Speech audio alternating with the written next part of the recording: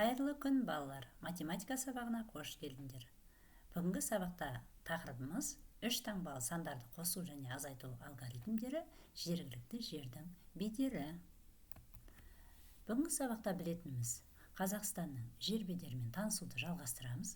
3 таңбалы сандардың разрядтық құрамын қайталаймыз және 3 таңбалы сандарды қосу және азайту алгоритмдерін қайталаймыз.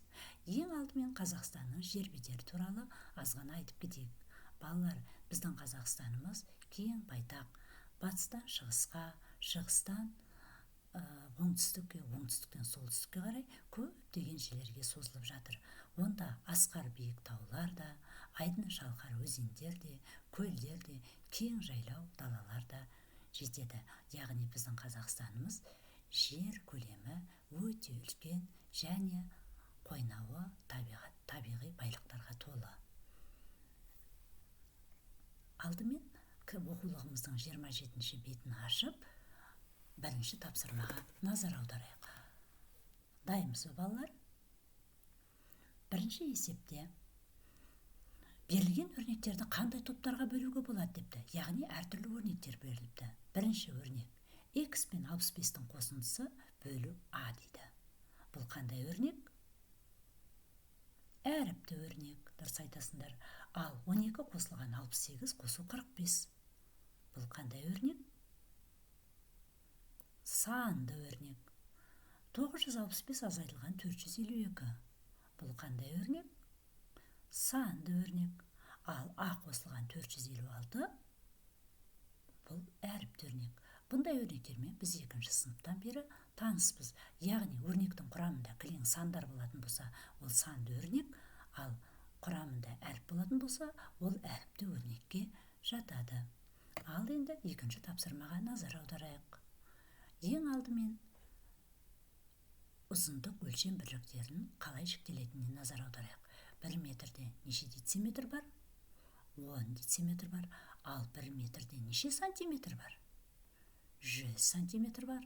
Ал 1 дециметрде 10 сантиметр бар. Осыларды мықты білсек, бізге сандарды, яғни өрнектерді топтарға бөлуге болады. 246 сантиметрде 200-дік, 4 ондық, 6 бірлік бар. Яғни оны 2 метр, 4 дециметр, 6 сантиметр деп өрнектей аламыз. Ал 72 сантиметрде 7 дециметр, 2 сантиметр бар. 204 сантиметрде 200-дік, 4 бірлік бар. Оны яғни 2 метр, 4 сантиметр деп біз өрнектей аламыз. Осы жерден паузаға қойып, бейне сабақты мына 2-ші өрнекті өзіміз дұрыстап шығара алатындарға мен сенемін. Яғни мыналарды өрнектей білуіміз керек. 4 метр, 3 сантиметр, 3 дециметр, 7 сантиметр дегеніміз 437 сантиметр. 400-дік, 3 ондық, 7 бірлік бар деген сөз. Ар жағын өзіміз әрі қарай жалғастырамыз. Енді оқулықтағы 5-ші тапсырмаға назар аударайық. Санжар мен Сырым өзеннен жүзіпті. Сырым 129 метр, ал Санжар болса 195 метр жүзіпті. Санжар Сырымнан қанша метр алысқа жүзді дейді. Оны табу үшін 195-тен 129-ды азайтамыз. Яғни 3 таңбалы саннан 3 таңбалы санды азайтуды біз білеміз.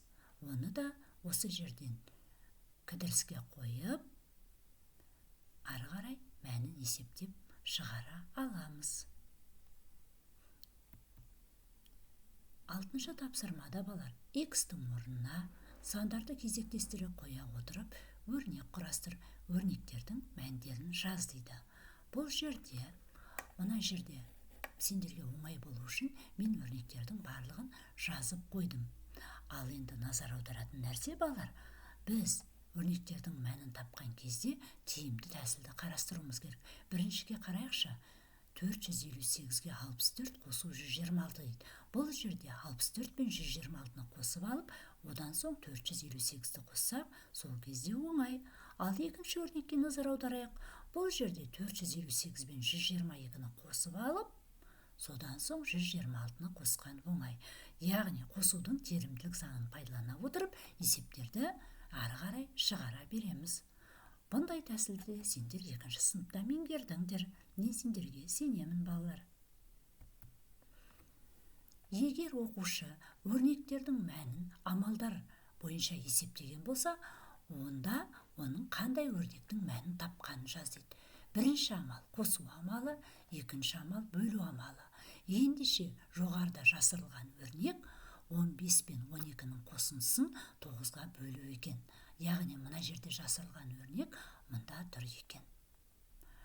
Екіншіде 5 пен 8-дің көбейтіндісі бірінші амал, екінші амал 3 пен 8-дің көбейтіндісі, үшінші амал азайту амалы.